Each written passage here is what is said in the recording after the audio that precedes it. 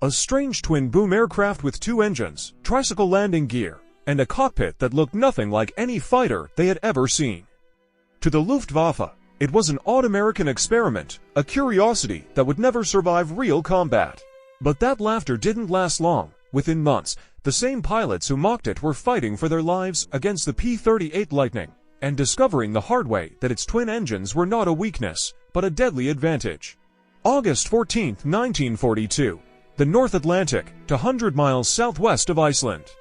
Gray water stretched for miles in every direction, broken only by white-tipped waves. Second Lieutenant Elza Shahin sat cramped in the cockpit of his P-38F Lightning, scanning the horizon. Major John Weltman flew beside him. Hours of patrol had blurred into monotony when they spotted something, a dark shape against the horizon. It was a German Focke-Wulf FW-200 Condor returning from a hunt against Allied convoys. The Royal Air Force had already tracked it and radioed its position. Moments later, Shahin and Weltman dove in for .50 caliber machine guns, and a 20mm cannon erupted from each Lightning's nose. The Condor burst into flames and tumbled into the Atlantic. That kill marked a turning point. It was the first Luftwaffe aircraft ever shot down by U.S. Army Air Force's fighters in the European theater, and it introduced the world to a machine unlike any other. What the Germans didn't realize that day was that this odd-looking American aircraft would soon rewrite every rule of air combat. Months earlier, German intelligence had circulated photos of the new American fighter.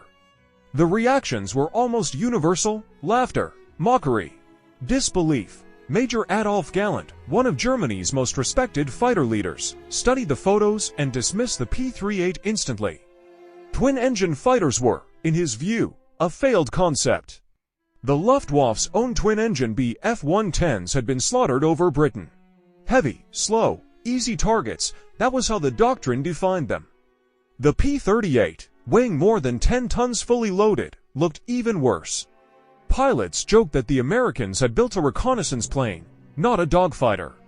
But the Americans weren't following German rules. They were writing new ones. Back in 1937, at Wright Field, Ohio, to U.S. Army Air Corps officers, Benjamin Kelsey and Gordon Saville, drafted a proposal that demanded the impossible: a twin-engine fighter that could fly 360 miles per hour at 20,000 feet, climb higher than any opponent, and stay in the air for hours. No single-engine aircraft could do it. Most designers didn't even try. But at Lockheed, a young engineer named Clarence Kelly Johnson looked at the challenge differently. Johnson's team didn't try to make a twin-engine plane behave like a single-engine one. They embraced its differences. He placed the engines in two long booms, connected by a central pod that housed the pilot and guns. He made the propellers spin in opposite directions to cancel torque. The nose carried all the weapons, no need for convergence adjustments. The result was something radical, stable, aerodynamic, and perfectly balanced. When the prototype, the XP-38, first flew in January 1939, it exceeded every performance goal. It hit over 400 miles per hour, faster than any fighter in America's arsenal. And when it crossed the country in a record-breaking test flight, the world took notice. Even after the prototype crashed on landing, the design was proven. The twin-boom layout had saved the pilot's life. By 1942, production P-38s were ready for combat, and soon, German pilots would see what that clumsy twin-engine plane could really do. November 19, 1942, skies over Tunis, North Africa. 18 P-38 Lightnings escorted a group of B-17 bombers when they were spotted by German ace Franz of Jagdgeschwader 53. She's had flown over 140 missions and scored 19 victories. Confident, he led his Bf-109s into a dive, attacking from above, the standard tactic against twin-engine aircraft. But what happened next shocked him. Instead of breaking apart or scattering defensively, the P-38s turned directly into the attack and turned tighter than the Germans thought possible. She suddenly found himself staring down the nose of a P-38, its guns already blazing. The Lightning could maneuver like no other twin-engine fighter he'd ever seen. 3 of his men never returned that day. From that point on, the Luftwaffe began to understand that the P-38 was not another Bf-110. It was faster, climbed harder, and hit like a hammer. Its concentrated firepower from the nose-mounted guns tore through German aircraft with frightening accuracy. One short burst could slice a Messerschmitt in half. Even the most experienced German pilots had to adapt quickly. Franz Stigler, who survived the war with 28 victories, admitted the P-38 was suicidal to face head-on. He taught his men to roll and dive immediately if attacked. But even those maneuvers offered little comfort. The Lightning could climb almost vertically, chasing opponents into the sky. And if it took damage, its pilots simply feathered one propeller and kept flying. That redundancy saved lives and changed missions. It allowed the P-38 to fly where no other fighter could go. The most famous example came on April 18, 1943. American intelligence had discovered that Admiral Isoroku Yamamoto, the architect of the Pearl Harbor attack, would be flying between Rabaul and Bougainville. The only aircraft with enough range to intercept him was the P-38. 18 Lightnings from Guadalcanal flew more than 400 miles at wave-top altitude, unseen by radar. They reached the target at the exact minute predicted. Within moments, Yamamoto's bomber was down in the jungle. The mission was one of the most precise and daring operations of the war, and it was only possible because of the Lightning. As months passed, the Germans learned to respect the aircraft they had once mocked. They documented its strengths, devastating firepower, high speed, unmatched range, and its weaknesses, a slow roll rate, and compressibility issues in steep dives. They crafted new tactics: attack from above, dive away fast, never fight head-on. But then came the P-38J in 1943. It solved nearly every issue. With hydraulic ailerons and dive flaps, it could roll faster and recover safely from high-speed dives. Later models even fixed the cockpit heating problem that had frozen pilots over Europe.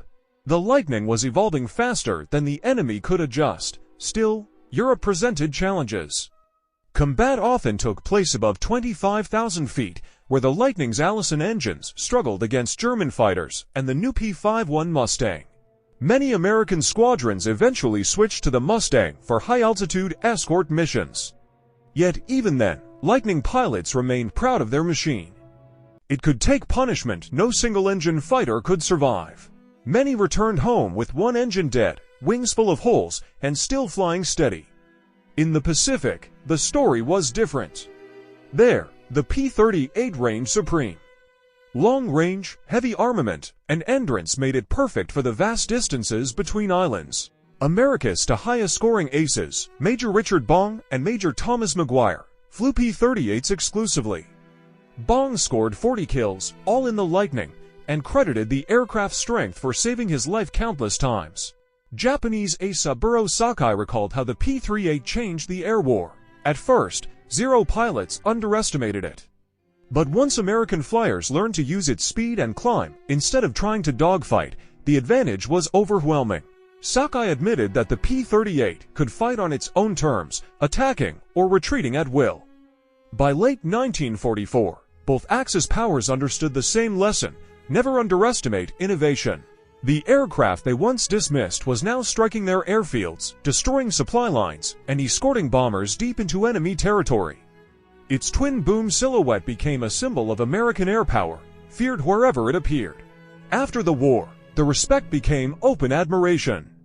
Franz Stigler, who had warned pilots never to attack a P-38 head-on, later visited the U.S. Air Force Museum, standing before a preserved Lightning.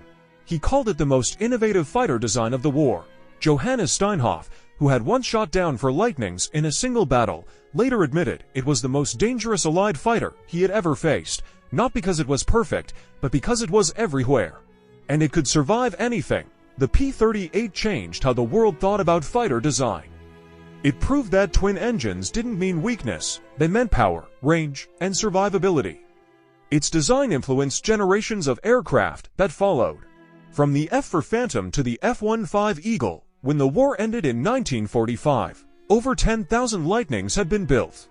They had destroyed nearly 1,900 enemy aircraft, flown countless reconnaissance missions, and redefined what a fighter could do. The Germans had laughed at it once, a strange plane with two tails and two engines. But by the time the war ended, that laughter had long since faded. The P-38 Lightning had proven what innovation could do. It taught the Luftwaffe a hard lesson written not in reports or blueprints, but in smoke trails across the sky. Innovation wins wars, conventional thinking loses them.